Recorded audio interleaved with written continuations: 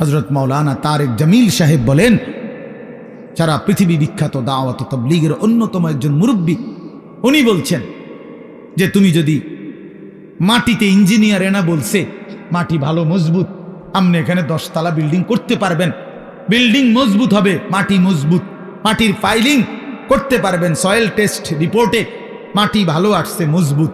কিন্তু উনি বলে আপনি নিজে মাটির একটাবার জিজ্ঞাসা করেন না যে তুমি মজবুত কিনা, তুমি স্থায়ী কিনা।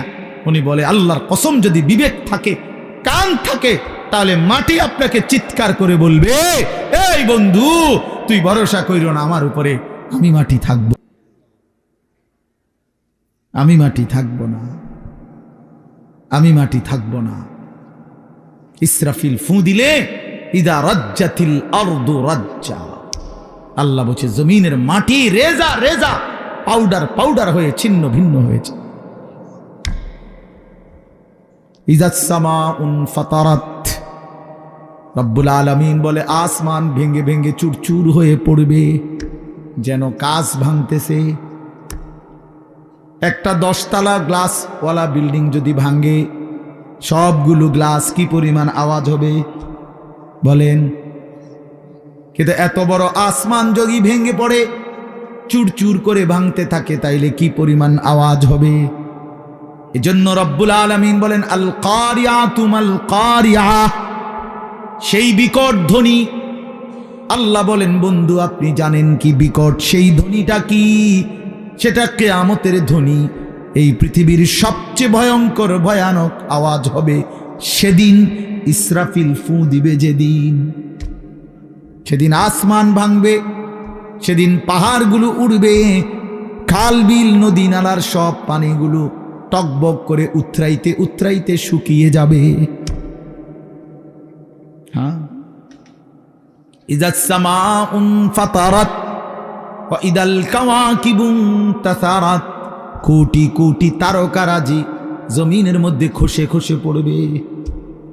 আমার হযরত আল্লামা মুফতি মুশতাকুন নবী সাহেব বলে যে ভেবে দেখেন তো, আমরা এখানে নিরিবিলি এখন মনোযোগ দিয়ে বসে আছি, হঠাৎ করে এই যে লাইটগুলো, এই শুধু এই লাইটটি একটা একটা করে ঠাস ঠাস করে ফাটতেছে, ভাঙতেছে, মনে করেন নিজে নিজে। আচ্ছা কি পরিমাণ দৌড় শুরু হইব? হ্যাঁ, কি এর প্রধান বক্তার, কি এর বিশেষ বক্তা, কথা বলেন না কেন? হ্যাঁ, বক্তাও তো আরো শ্রোতার আগে দৌড় দিব। বক্তা কেউ আমার আরেকটা মাহফিল আছে, আমি আজকে মরিয়া গেলে কালকের মাহফিল কেমন কি বলে? তো এই কয়টা লাইট ভাঙলে যদি এমন হয়, তো কোটি কোটি তারকারাজি যখন জমিনে খসে পড়বে, কায়নাতের অবস্থা কি হবে, পৃথিবীর অবস্থা কি হবে? এজন্য বন্ধু আমার বাপ, মাহে রমজান আমাদের সামনে, মহান আল্লাহ পাক রব্বুল আলামিন আমাদের সামনে কোরআনুল করিমের আমি যে আয়াতটা পড়েছি, সূরা বাকারা 183 নম্বর আয়াত। এই সূরার 5টা আয়াত 183, 184, 185, 186, 187, এই 5টি আয়াতে আল্লাহ তাআলা সূরা বাকারায় রমজান, রোজা এবং রোজার গুরুত্ব বৈশিষ্ট্যের উপরে আল্লাহ তাআলা অত্যন্ত গুরুত্বপূর্ণ মৌলিক কথা কোরআনে বলেছেন এই 5 আয়াত। এজন্য যদি কারো সুযোগ হয়, বিবেক হয়, যদি কারো রমজানের কদর মনে হয়, এই 5টা আয়াতের বাংলা তর্জমা এবং সংক্ষিপ্ত ব্যাখ্যা পড়ে নিবে। তাফসিরে মাআরিফুল কোরআন আছে অনেকের কাছে, এখান থেকে পড়লেন। তাফসিরে তাওজিহুল কোরআন আছে, কিনতে পাওয়া যায় বাংলায়, পড়ে নিয়েন। অথবা আপনার মহল্লার কোনো মসজিদের ইমাম সাহেব, আলেম সাহেবকে জিজ্ঞেস কইরা আপনি কমপক্ষে এই 5টা আয়াত যদি শুনে নেন, বরকত হবে। কোরআন শরীফে আল্লাহ তাআলা বলছেন 5টা আয়াতে ধারাবাহিকভাবে সূরা বাকারার 183 নম্বর আয়াত থেকে 185-87 এই 5টি আয়াতের মধ্যে আল্লাহ তাআলা মাহে রমজানের উপরে অত্যন্ত গুরুত্বপূর্ণ কথা বলেছে, বিস্তারিত কথা বলে দিয়েছে। আর এই সবটা কথার মধ্যে একটা আশ্চর্য কথা, কোরআন শরীফের এই সূরা বাকারার একটা আজীব জিনিস শুনেন।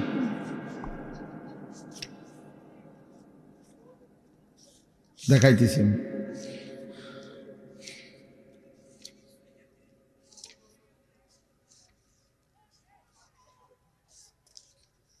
এই যে 183 নম্বর আয়াত, আল্লাহ তাআলা বলছেন এই মাহে রমজান যে আমাদেরকে দিলেন রোজা, কেন? প্রথম যে 5টা আয়াতের প্রথম আয়াত হলো 183। এখানে আল্লাহ বলছেন লাআল্লাকুম তাত্তাকুন। কেন রোজা দিলাম, কেন রমজান দিলাম? উদ্দেশ্য আমি আল্লাহর একটাই, যেন তোমরা সকলেই মুত্তাকি হতে পারো। কি হতে পারো? মুত্তাকি মানে কি?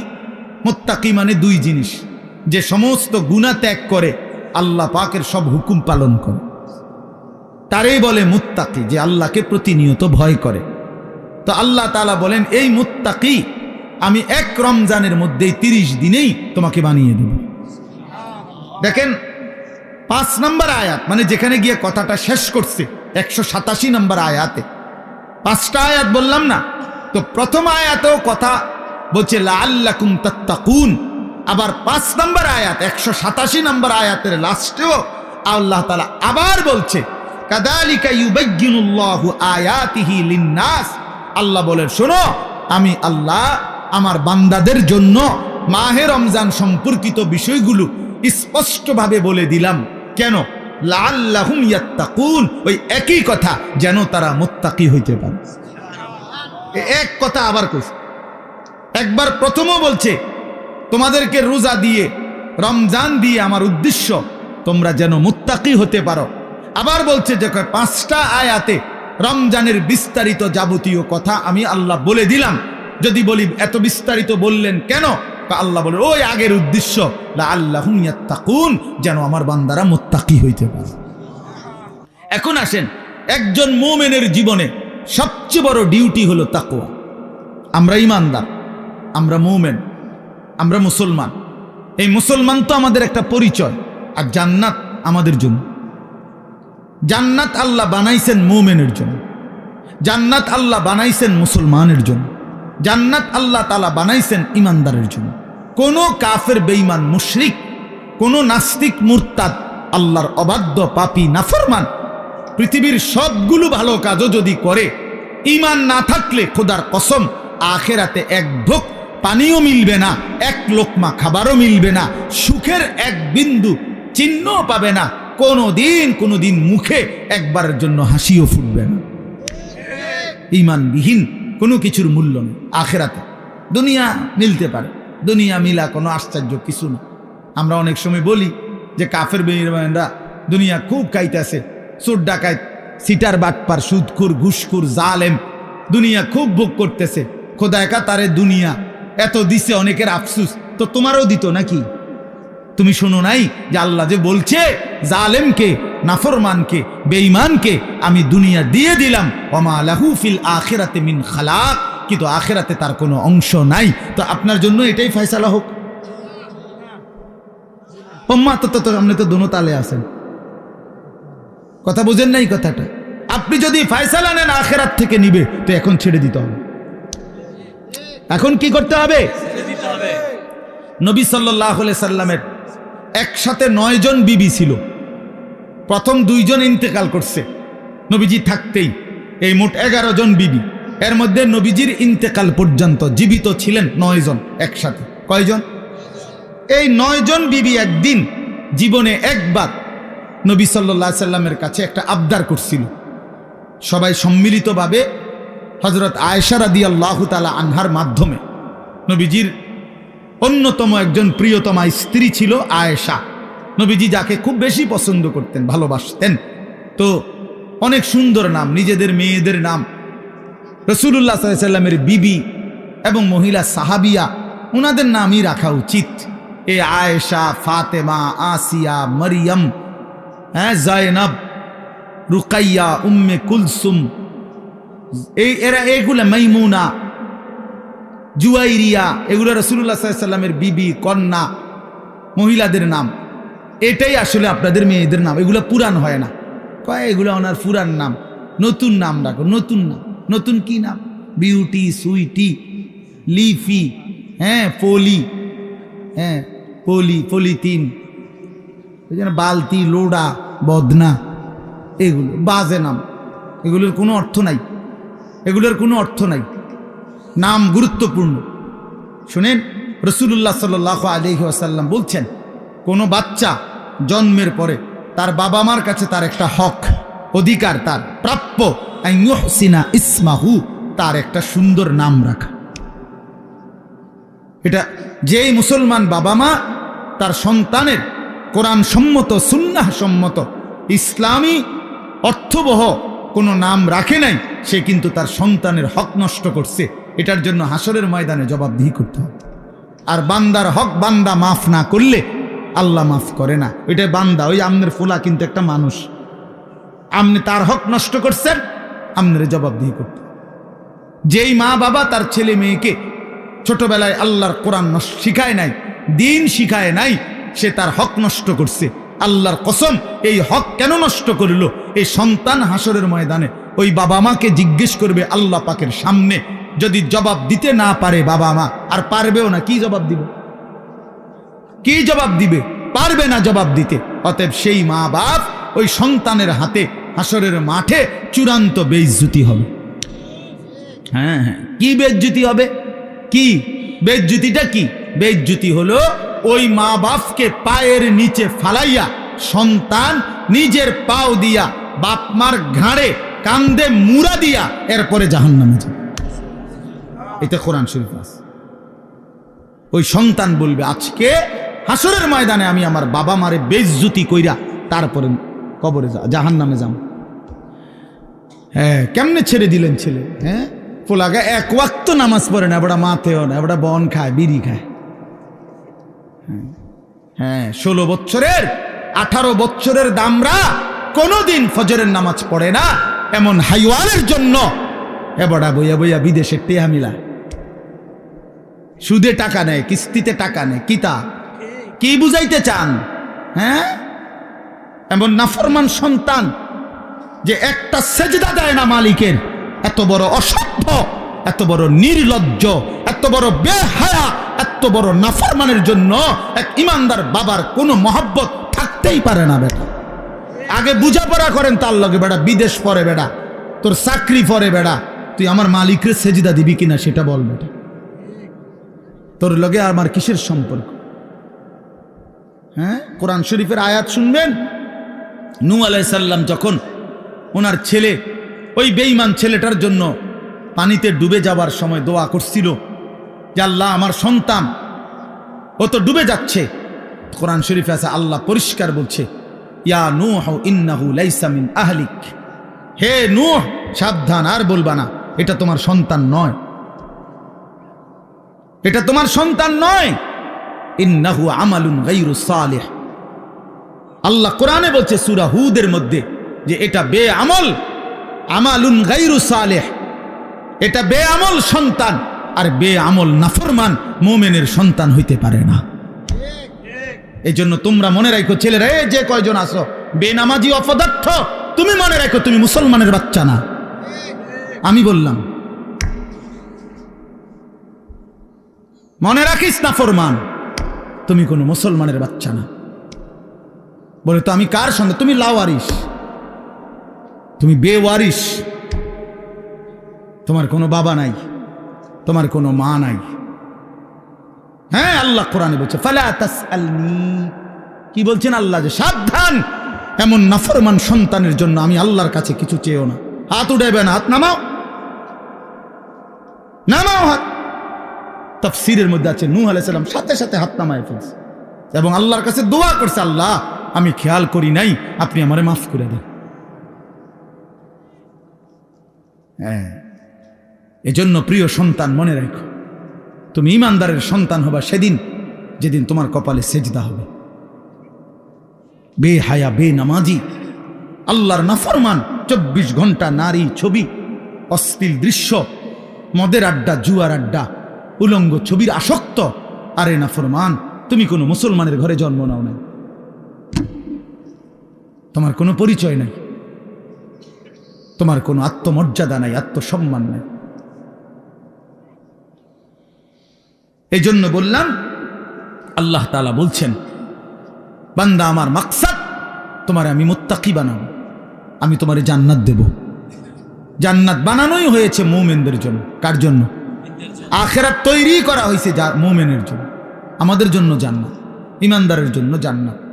অতএব লাআল্লাকুম তাত্তাকুন, আল্লাহ তাআলা বলেন ইমানদার, আমি আল্লাহ তোমাদেরকে রমজানে রোজার মাধ্যমে মুত্তাকি বানাবো। আর মুত্তাকি কেন বানাবো? মুত্তাকি হলেই জান্নাতি। উইদ্দাত লিল মুত্তাকিন, আল্লাহ বলে জান্নাত বানানোই হয়েছে মুত্তাকিদের জন্য। কার জন্য? ইন্নাল মুত্তাকিনা ফি যিলালিন ওয়া উয়ুন, আল্লাহ বলে নিশ্চয়ই আমার মুত্তাকি বান্দারা জান্নাতের ছায়াতেই থাকবে, জান্নাতের ঝর্ণা ধারাতেই থাকবে। ইন্নাল মুত্তাকিনা ফি জান্নাতিন ওয়া উয়ুন, আল্লাহ বলে নিশ্চয়ই আমার মুত্তাকি বান্দারা জান্নাতেই থাকবে, ঝর্ণা বেষ্টিত হয়েই থাকবে। চারটা ঝর্ণা আমার মুত্তাকি বান্দা যখন জান্নাতে থাকবে, চারটা ঝর্ণা, চারটা নহর, চারটা নদী 24 ঘন্টা তার পাশে যে অবস্থায় থাকুক না কেন, দাঁড়িয়ে বসে শুয়ে কিংবা হাঁটতে হাঁটতে 24 ঘন্টা তার পাশ দিয়ে থাকবে। চারটা নহর, চারটা ঝর্ণা, দুধের ঝর্ণা, মধুর ঝর্ণা, মদের ঝর্ণা, পানির ঝর্ণা। দুধের নহর, মধুর নহর, মদের নহর, পানির নহর, চারটা 24 ঘন্টা। আমি এখানে আমার পাশে, আপনারা সেখানে আপনাদের পাশে। এটা তাফসিরে আছে। মানে একটা তো হইলো ওখানে মনে করেন ট্যাপ লাগাই রাখছে 4টা, এই যে এটা দুধের ট্যাপ, ওইটা লাগাইলে মধু, ওইটা মদ, ওইটা পানি, যারে লাগবো হেনতে নিলে পাইবেন, কোনো সময় বন্ধ হবে না। এটাও তো একটা সুখ, ভালো, কিন্তু এখানেও তো একটা কষ্ট আছে।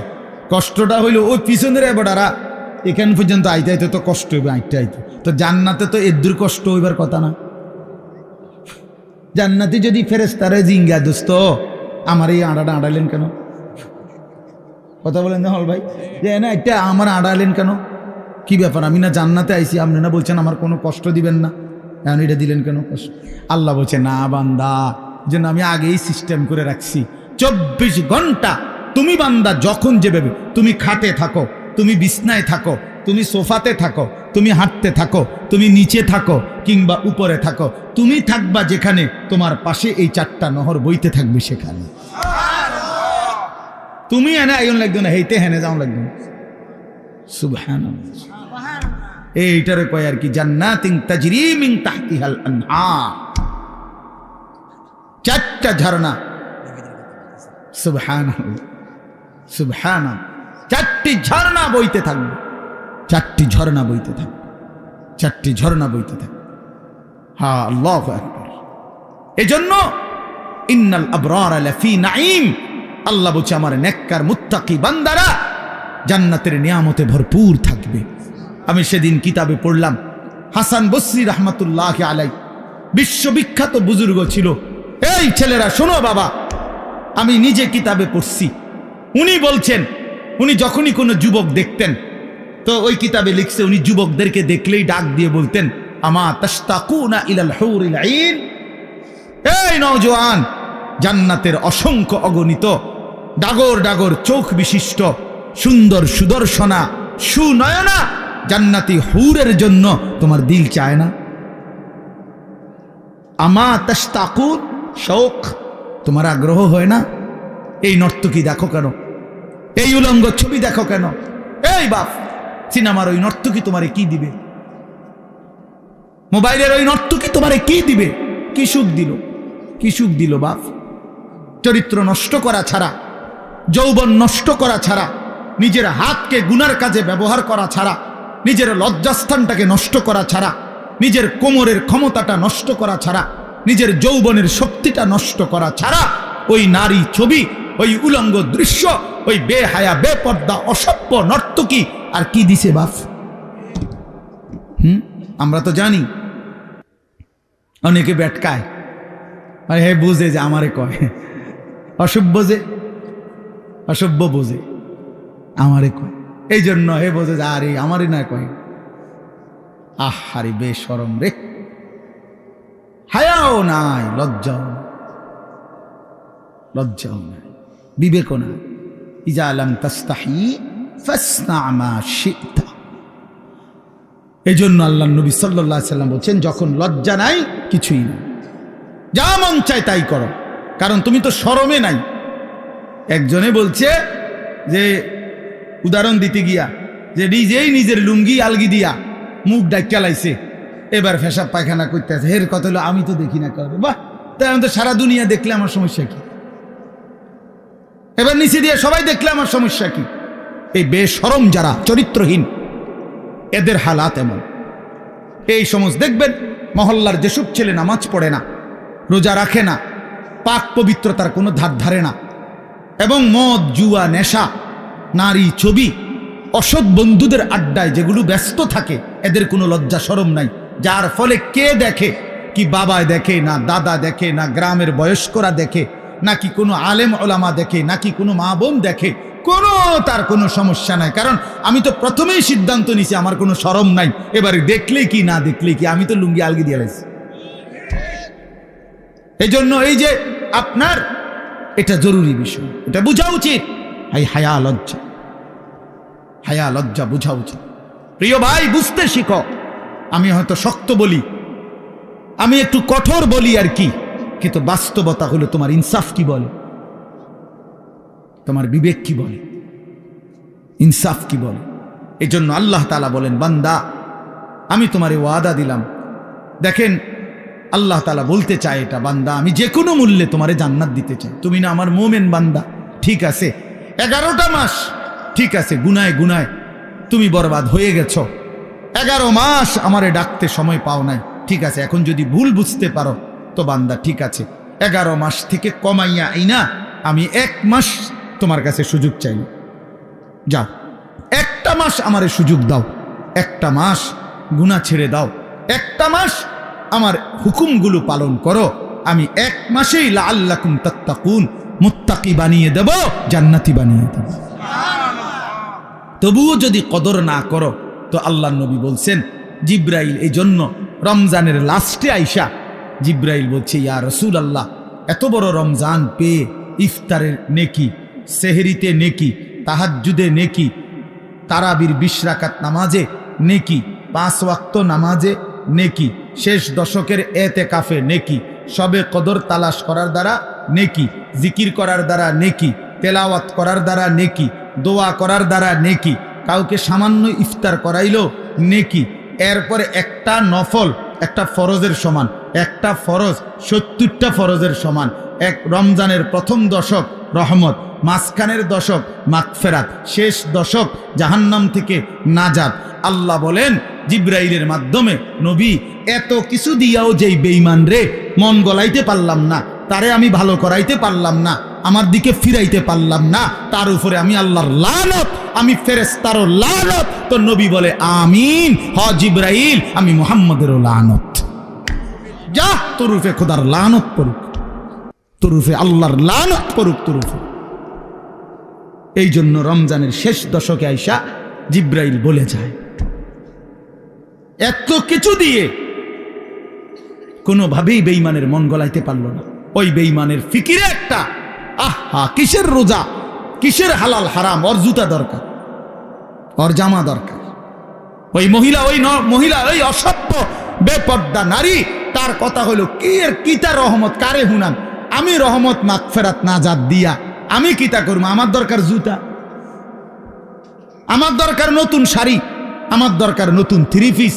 এই জন্য 10 দিন 20 দিন পুরাটা রমজান বাজারে বাজারে মার্কেটে মার্কেটে ঘুরে, দোকানে দোকানে ঘাম বাইয়া বাইয়া পড়ে।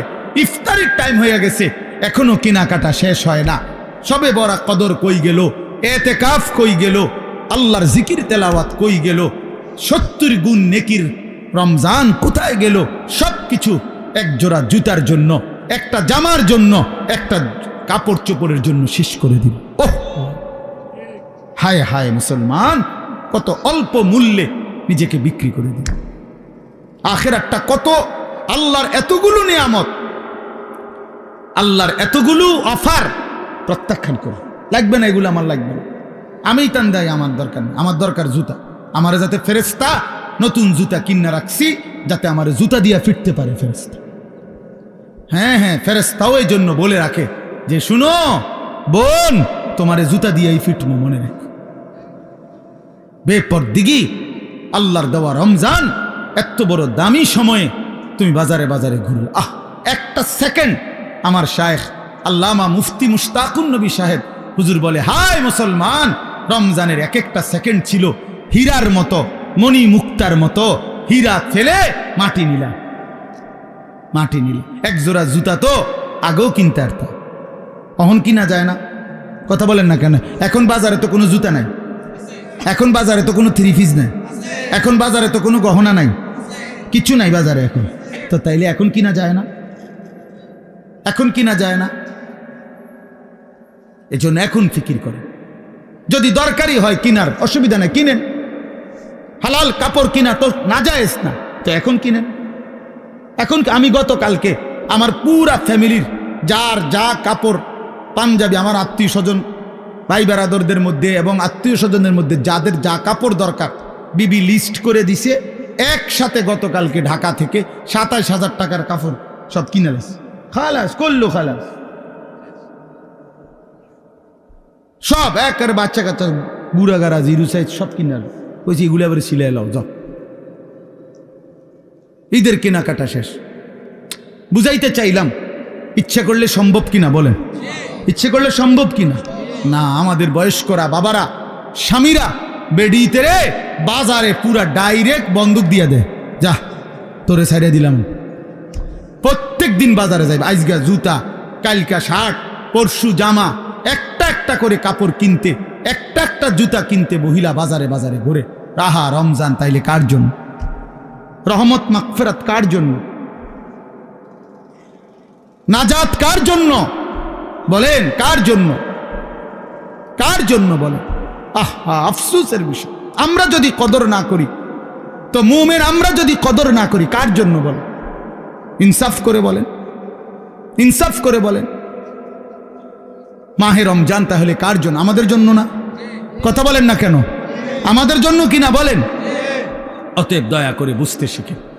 আল্লাহ তাআলা বলছেন, ইয়া আইয়ুহাল্লাযীনা আমানু কুতিবা আলাইকুমুস সিয়াম কামা কুতিবা আলাল্লাযীনা মিন ক্বাবলিকুম লাআল্লাকুম তাত্তাকুন। আল্লাহ তাআলা বলেন, হে ঈমানদারগণ, তোমাদের উপরে রোজা ফরজ করা হলো যেমনটা তোমাদের পূর্ববর্তীদের উপরে ফরজ করা হয়েছিল। কেন? লাআল্লাকুম তাত্তাকুন, আমি তোমাদেরকে মুত্তাকি বানাইতে চাই, মানে জান্নাতি বানাইতে চাই। তাহলে রমজানকে কদর করলে কি মিলবে? জান্নাত মিলবে। বলেন না কি মিলবে? আবার বলেন কি মিলবে? জান্নাত। এই জন্য নওজোয়ান, কিশোর, তরুণ, বয়স্ক, বাবা সবাই মিলে সিদ্ধান্ত নেন, ইনশাআল্লাহ এবারের রমজান হোক পরিবর্তনের রমজান।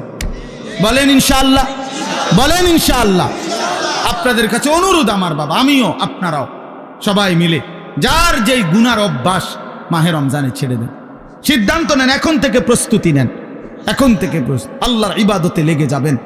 5 ওয়াক্ত নামাজ পড়বেন, 20 রাকাত পূর্ণ তারাবি পড়বেন। তারাবি পড়বেন কয় রাকাত?